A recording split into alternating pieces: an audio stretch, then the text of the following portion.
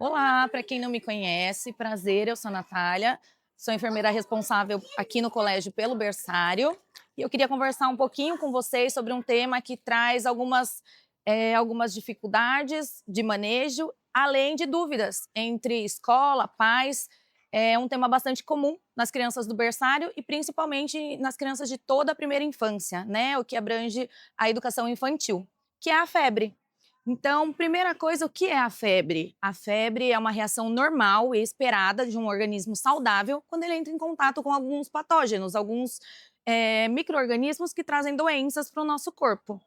Então, essa febre, ela é esperada, porém ela tem que ser observada, porque ela é um sinal de que o seu corpo, o corpo das nossas crianças, estão reagindo a alguma coisa que eles tiveram contato.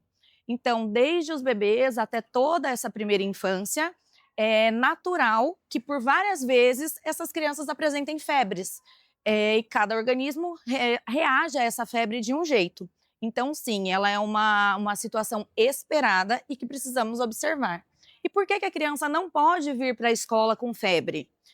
Nós podemos falar, primeiramente, que a criança, quando está com febre, se a gente está falando que esse organismo está reagindo a alguma coisa diferente, ela precisa primeiro de repouso, de descanso, para que o seu organismo consiga unir forças para conseguir reagir a esses micro-organismos.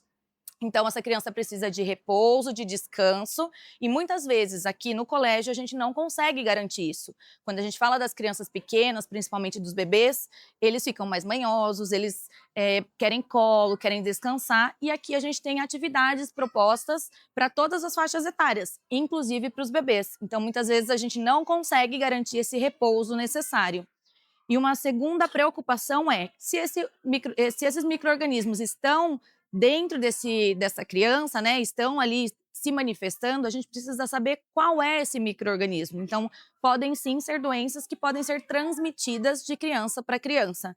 E principalmente trazer alguns problemas para aqueles que têm um organismo um pouco mais comprometido.